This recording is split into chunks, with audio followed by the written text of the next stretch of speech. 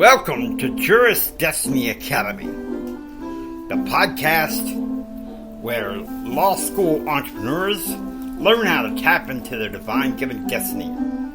Get ready, because court class is preempted by this field trip.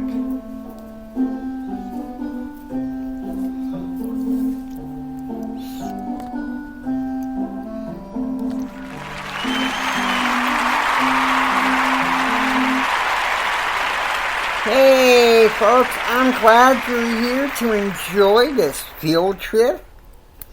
We're going to listen a little bit to John C Maxwell to explain the law of intuition. And then we're going to take a break for the next couple weeks. And then we come back and work as much as we can. Some of you we may have to carry the rest of these laws that we don't cover for spring semester.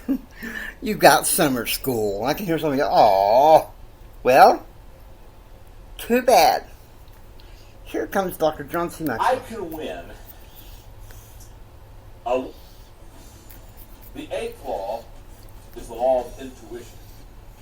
And the law of intuition says, basically, leaders evaluate everything with a leadership bias. Now, let me say something about this law, the law of intuition. This is so important. In fact, let me say this. The best leaders, when I shared with you on one of the other leadership laws, the law of process, about our leaders born, and I told you that some people are born with leadership leanings, let me just say this. Of all the 21 laws, this law is most closely associated with people that have what I call leadership leanings. If there's a law for, quote, the natural-born leader, it's the law of intuition, it's the law of timing. Because those are the two most difficult laws to learn. They're the two most difficult laws to teach. And so therefore, while I'm teaching to you, I want you to understand, I realize I have a major task in front of me for the next few minutes. And the reason they're the most difficult to teach is because intuitiveness and timing are very subjective. And only people that have natural leadership bents naturally pick them up. So if you don't have natural leadership bents, you can learn to be intuitive, but it's going to be a long process. I promise you that. Well, let me give you the flip side for a moment. Probably no law of leadership puts a leader at an advantage more than the law of intuition. And let me tell you why. In the law of intuition, basically, it allows you, the law of intuitiveness allows you as a leader to see things and sense things more quickly than anyone else, and it gives you a distinct advantage of a leader. Let me give you an example of that. I can win a 100-yard race against the fastest human being in the world if there is a condition. Look at this body, there has to be a condition. I can run a 100-yard race against the fastest human being in the world if I get a 50-yard head start. And I just want to stop here for a moment and say I have carefully considered the 50-yard head start. And I'm starting to say I maybe need a 60-yard head start.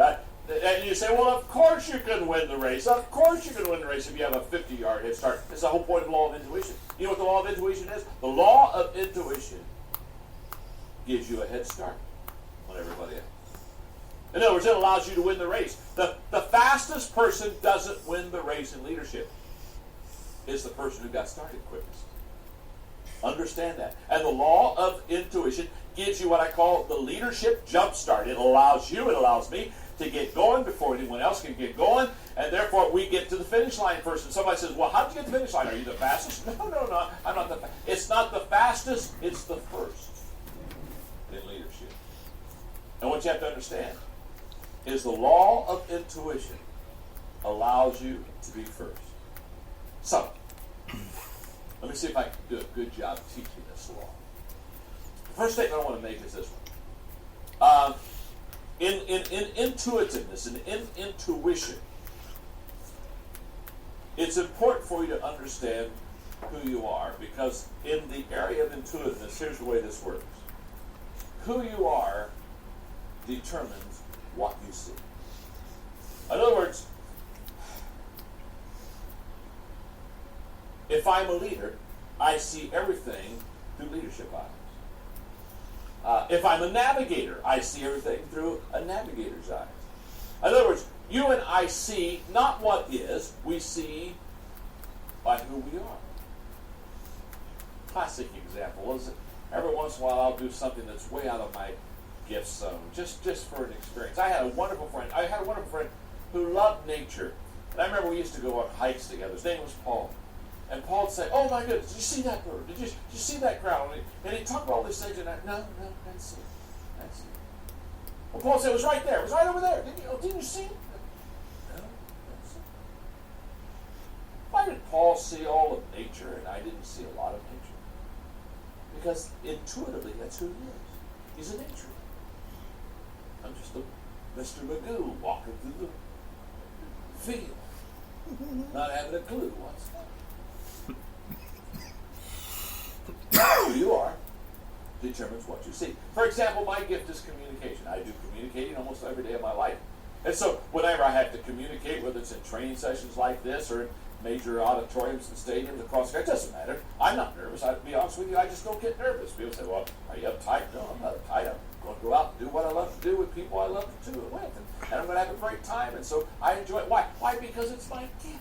My wife, Margaret, who in her earlier years was a school teacher by profession, communication is not her gift.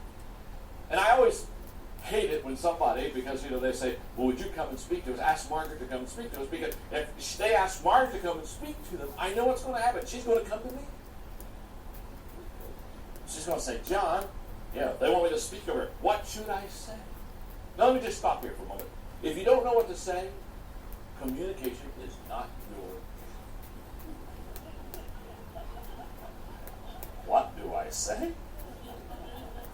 So over the years, because we've been happily married for well over 30 years now, she knows that no longer does she come and ask me what to say, because I say, "Margaret," so now she'll say, "Okay, don't tell me what to say." She said, "Just tell me, how do I get started?" How do you get started? And like maybe she's going to go speak at the banquet, I'll say, "Well, just kind of listen to what people say before you speak and play off of them." And somebody says something, you get up and you just start talking about that, and she hates that answer. Well, I'm not trying to confuse her, and I'm certainly not trying to frustrate her. It's how I do it. Why would I do it that way? It's my gift. It's who I am. Now, let me flip it for a moment. Let's talk about clothes. You don't know anybody that's bad at matching clothes. I have this clothes closet, and I have been known to go in my clothes closet, close the door, and just stare at stuff. For 15 minutes, paralyzed. I'm a leader. I'm paralyzed. Kind of drools coming down on me. Mara will say, "John, are you in the closet?" Yeah. "You need help?" "Oh, yeah. She'll come and say, "What are you doing?" And I'll tell her what I'm doing. And she'll say, "Oh, wear this sweater, these slacks, and these shirts." And she'll pull everything up, and she'll throw it kind of to me, kind of like a piece of garbage or something. I'm a beggar collecting things. "Oh, thank you. Okay, get the drift. It's the law of intuition. The law of intuition, if you listen to me, deals with leaders tapping into what is their natural born talent. Talent that we have. One of my favorite radio hosts from back in the day, who, believe it or not, when I was in college, I wanted to be like him. He used to always say, "Talent unknown from God." Now, I'm going to tell you something. Talent unknown from God. Gotta say, that sounds wonderful to me, doesn't it? Well, that's what it taps into. The people that have the talent, and it's not just about the people that have the talent, it's the people that have the fortitude to get started as far as leaders. And the same thing goes with entrepreneurs. It's not just enough that you'll have the natural born talent, but to get started. I remember for the longest time, I was like, I want to be a motivational speaker so bad. I still do. But here's the thing.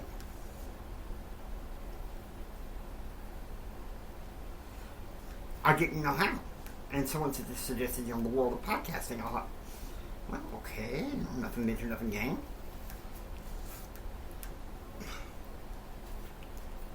Why not? And so that's where the beauty of it was. And my hope is that you can use, that some of this wisdom that he has can be a takeaway. I'm a takeaway at podcasting and communication. But sometimes you get big with clothes. I can be like a lost puppy dog. Child's been since my mother's moved out of the house. Sometimes I need a little help, but other times I just do whatever. And with that, hop back on my bus. The field trip is over. We're not having another core class on tomorrow, so take care. Enjoy your spring break. Oh, good thing it's silent. Oh, I get this.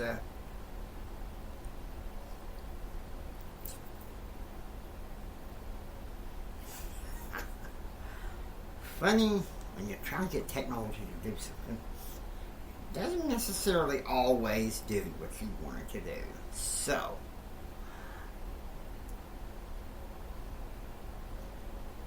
Maestro. Hope you enjoyed listening to Just Destiny Academy. If you like what you hear, please subscribe and become a part of tapping into your divine destiny of the Juris Destiny family. It's Jimi Hendrix. Until next time, take care. Tap into your divine destiny.